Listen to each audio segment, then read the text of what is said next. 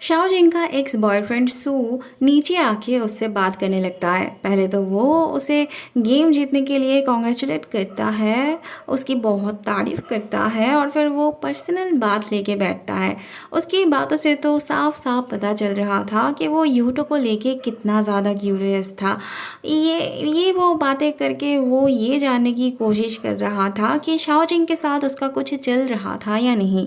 बातों ही बातों में वो शाओजिंग से ये कन्फेस करता है कि उसकी जो वीडियो लीक हुई थी वो उसके गर्लफ्रेंड ने किया था। दरअसल सो शाओजिंग को सोशल प्लेटफॉर्म पर फॉलो करता था और वो शाओजिंग का गेम खेलना एंजॉय करता था। कभी कभी वो रिकॉर्ड भी करके रखता था और पता नहीं कैसे उसकी गर्लफ्रेंड ने उसका फ़ोन चेक करते वक्त देख लिया था और उसी ने वो वीडियो लीक कर दी थी। उस दिन जब वो उसके घर गया था वो उससे माफ़ी मांगने गया था। फिर बाकी का तो तुम जानते ही हो, यूटो को देख के वो चला गया था। वो शाओजिंग से पूछता है क्या उनके ब्रेकअप के पीछे यूटो रीज़न था, क्योंकि उसने कभी भी उसकी तरफ उस तरह से देखा नहीं जिस तरह से वो यूटो को देखती है। सो तो शाओजिंग से डायरेक्ट रिलेशन में जाने के लिए पूछता है, मतलब दोनों ही सिंगल थे तो एक चांस तो लेना बनता था। पर शाओजिंग कहती है उनकी ब्रेकअप किसी और की वजह से नहीं हुई थी, उसने उनके रिश्ते को सीरियसली लिया था। पर उसने क्या किया, क्या वो भूल गया कि उसे उसका जॉब पसंद नहीं था। वो हर वक्त उसके काम को छोटा करता था। आज भी अगर वो गेम में ना जीतती तो क्या वो उसे ये सब बताने के लिए आता यहाँ पे। क्या आज उसे कोई प्रॉब्लम नहीं होगी उसके साथ रिलेशन में जाने से। शाओजिंग उसे डायरेक्ट रिजेक्ट करते हुए वहाँ से चली जाती है। बाद में लिंग भी उसे सावधान कर देती है। वो उसे सू के चिकनी चुपड़ी बातों में आने के लिए मना करती है। उसके बाद वो फिर से यूटो के बारे में बात करने लगती है। उसे कुछ पता नहीं था ना, इसीलिए वो अभी भी यूटो के लिए इतनी कंसर्न थी। थोड़ी देर बाद शाओजिंग की असिस्टेंट हाथ में बहुत सारे लेटर्स लेके आती है। सारे लेटर्स शाओजिंग के लिए था और वो भी यूटो के नाम का।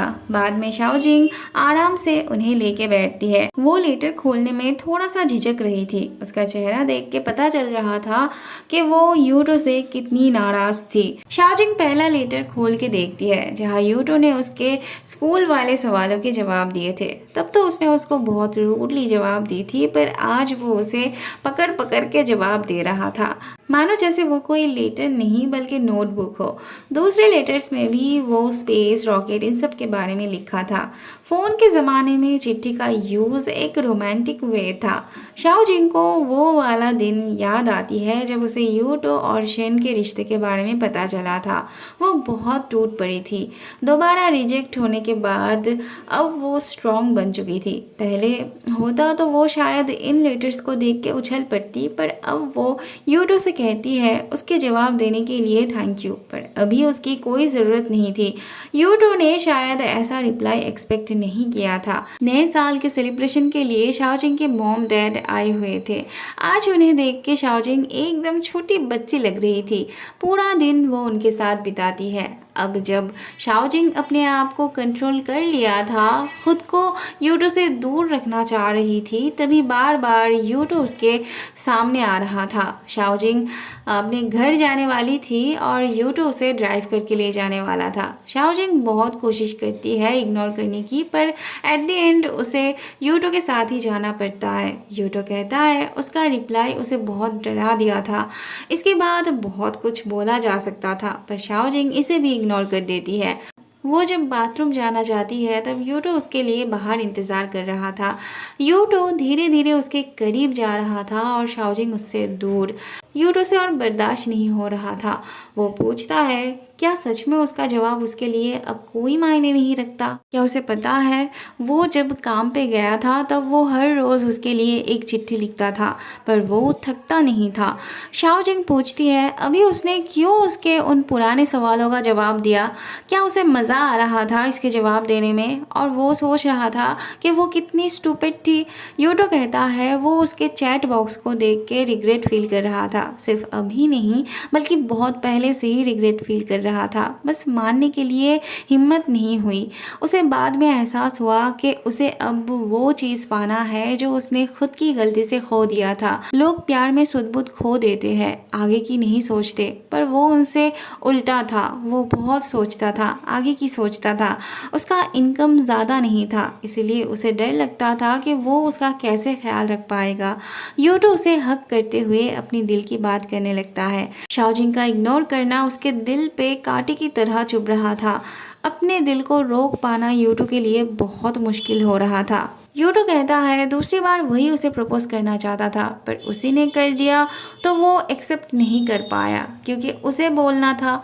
यूटो फिर से उसे हक करता है। शाओजिंग और क्या ही बोलती, उसके इतने दिनों का सपना जो पूरा हो रहा था।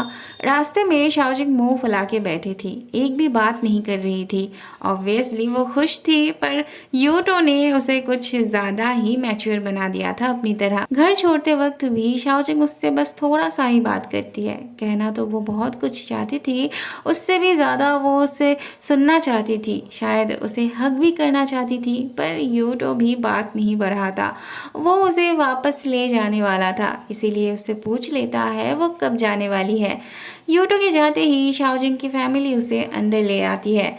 शाओजिंग को पाके सब बहुत खुश थे। शाओजिंग के लिए तो ट्रिपल खुशी थी, एक तो न्यू ईयर था, फिर यूटो से प्रपोजल पाना और फिर अपने परिवार के साथ बिताना। हुई ना ट्रिपल खुशी की बात। यूटो घर पहुंच के शाओजिंग को मैसेज करता है। शाओजिंग उसके घर पहुंचने का टाइम कैलकुलेट कर रही थी। एक्चुअली वो चल के गया था तो 40 मिनट लग गए थे पहुंचने में। वो रिप्लाई देना चाहती थी, पर उसके भाई बहन आके उसे घेर लेते हैं और उसे मौका ही नहीं मिलता। वहाँ यूटो उसका रिप्लाई ना पाके अपसेट हो पड़ता है। उसके मॉम को भी वो नज़र आती है। वो अपने पति से इस बारे में बात करने जाती है कि पिछली बार यूटो ने कहा था कि वो जिसे पसंद करता है वो खूबसूरत तो है, पर उसे केयर करना नहीं आता। अब न्यू ईयर का वक्त यूटो मुंह फुला के आया था, इसलिए उसके मॉम को लग रहा था वो लड़की शायद इनसेंसिबल भी है, नहीं तो ऐसे दिन में थोड़ी ना अपने बॉयफ्रेंड को उदास करके घर भेजती। उन्हें चिंता हो रही थी, पर उनके पति को सोना था। अगले दिन यूटो शाओजिंग को मैसेज करता है और फिर उसके रिप्लाई का इंतजार करने लगता है। उसके घर भी रिलेटिव्स आए हुए थे। उसका कजिन उसे बार बार फोन चेक करते देख ही समझ जाता है कि वो प्यार में है। वो उसे डेमो दिखाता है कि कैसे जल्दी से किसी लड़की से रिप्लाई मिलता है। फिर यूटो भी उसे सबक सिखाने के लिए उसके मॉम से उसके पढ़ाई के बारे में पूछता है। बस तब उसकी सारी एटीट्यूड फुस हो जाती है। रिप्लाई ना पाके बेचारा उसे फोन ही कर बैठता है। शाओजिंग देख के भी अनदेखा कर रही थी। उसका भाई बात को समझते हुए उसे ही फोन देता है बात करने के लिए। शाओजिंग उसे इशारा से जाने को बोलती है। यूटो उससे मिलना चाहता था, पर शाओजिंग की शेड्यूल फुल थी, इसीलिए छुट्टी के बाद मिलना ही पॉसिबल था। दोनों ही छुट्टी खत्म होने के लिए बेचैन हो रहे थे। शाओजिंग के दिल में तो लड्डू फूट रही थी। अब तक यूटो मजे लेता आया था उसे बेचैन करके, अब शाओजिंग मजे ले रही थी उसे बेचैन करके। अगले दिन शाओजिंग अपनी नानी माँ के घर से वापस अपने घर चली आती है। घर पे और भी लोग आए हुए थे। उसकी बहन उसे वही चलने के लिए बोलती है जहाँ यूटो उसके साथ जाना चाहता था। शाओजिंग भी यही सोच के राजी हो जाती है। गाड़ी में उठते वक्त उसकी बहन यूटो का ड्राइविंग लाइसेंस देख के हैरान हो जाती है। मतलब उसे पता था कि पास्ट में क्या हुआ था, इसीलिए गाड़ी में उसका ड्राइविंग लाइसेंस देख के हैरान तो होती ही ना वो।